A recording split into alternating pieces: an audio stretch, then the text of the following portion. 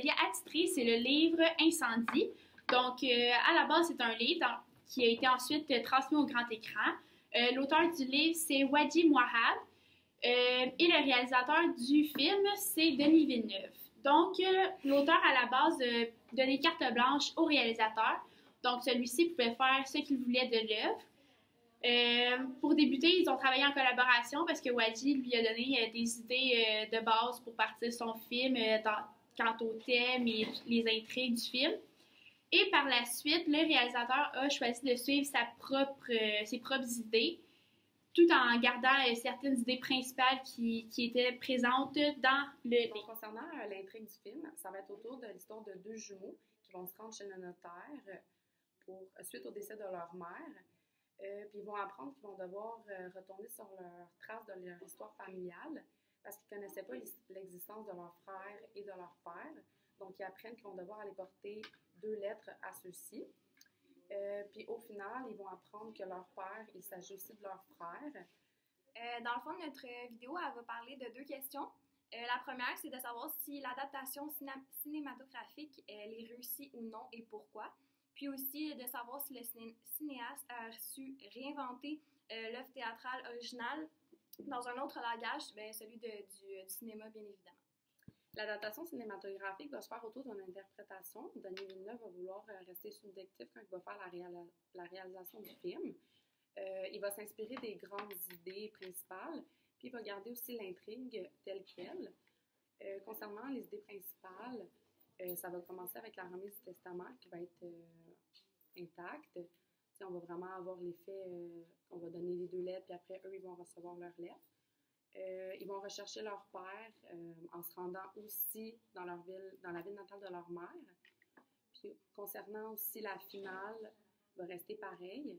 Puis les scènes sur la prison, ils n'ont pas été enlevées. Elle va rester quand même dans la... Par contre, le réalisateur il a aussi trahi certaines scènes du roman, comme la scène de la piscine. Dans le fond, on voit la mère avec sa fille Jeanne, qui découvre, elle découvre dans le fond que son fils, c'est la même personne qui l'a violé, qui était le père de ses enfants.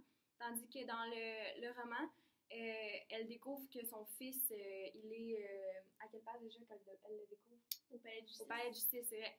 Fait que c'est différent.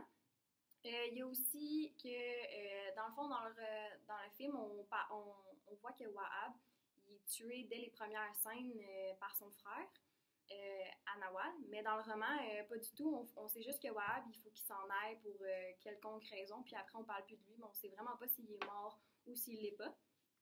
Ensuite, il y a la modification de la famille. Dans le roman, la famille, c'était vraiment la mère qui était contre qu'elle soit enceinte et la grand-mère qui l'aidait à aller de l'avant, justement. Tandis que dans le film, c'est le contraire, c'est la grand-mère qui n'était pas contente, puis on mentionne même pas la mère. Puis on la voit juste pas, dans le fond, la mère. Puis il y a ses frères aussi qu'on voit qui sont vraiment concernés par sa situation, qui vont même tuer son amour de Wahab pour la protéger.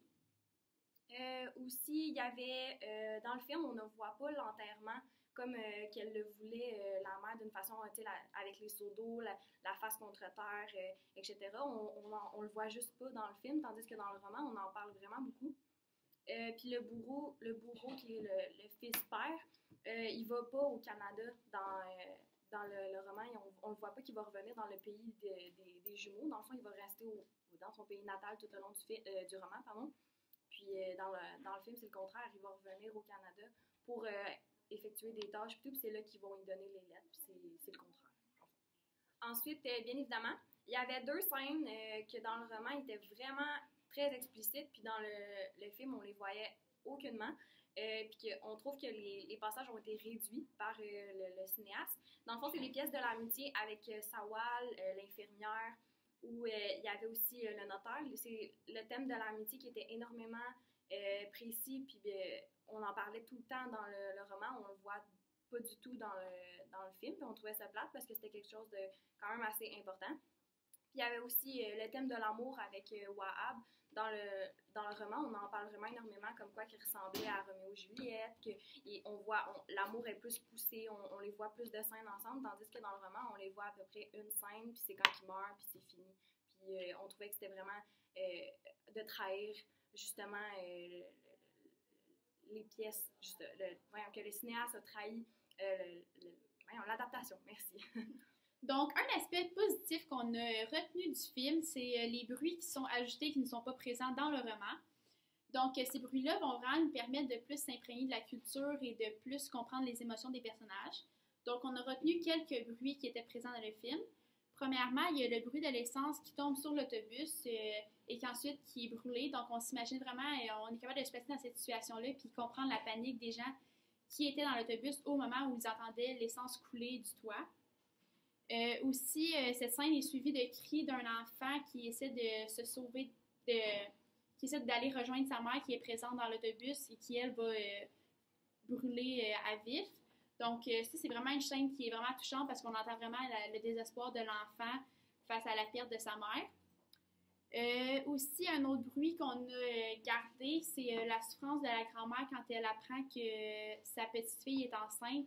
Donc, quand on l'entend crier, on comprend vraiment à quel point dans cette famille-là, c'est important l'honneur, puis que les jeunes femmes ne peuvent pas être enceintes tant qu'elles ne sont pas mariées.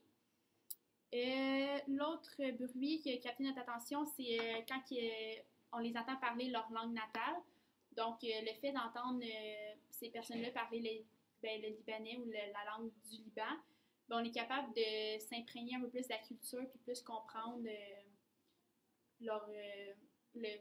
l'ambiance du pays. Oui, concernant l'ambiance aussi, on entendait beaucoup les coups de fusil qui nous faisaient vraiment ressentir l'état de guerre qui se passait à ce moment-là. Puis il y avait aussi les cris des autres femmes dans la prison quand on les entendait. On voit Nawal dans sa cellule qui entend les autres femmes crier parce qu'ils se font battre à toute la douleur. On ressentait vraiment la douleur qu'eux ils ressentaient, puis c'était intense. Puis en parlant de la prison, ben aussi, quand Nawal se met à chanter en prison, ben ça apporte pas une certaine douceur au film, mais on comprend en même temps toute la souffrance dans son chant, puis aussi sa manière de se soulager. Donc, tous ces bruits-là qu'on a énumérés, ben, c'est tous des bruits que sans les avoir entendus dans le film, nous, on n'a pas été jamais témoins de ces événements-là. Fait que c'est des bruits qu'on ne connaît pas de notre vivant. Fait en entendant du film, ben, ça nous permet plus de comprendre leurs sentiments et puis les émotions des personnages. En conclusion, l'adaptation cinématographique est plutôt bien faite en raison des éléments positifs qui sont ajoutés comme les bruits. Mais cependant, elle a été moins bien réussie parce que justement, il ne s'est pas inspiré totalement de la pièce théâtrale. Il a su réinventer la pièce de théâtre à sa façon, en mettant sa petite touche personnelle. Il a modifié quelques scènes. C'est ça qui faisait que c'était différent, mais ça restait semblable étant donné que l'intrigue était pareille. Merci. Merci.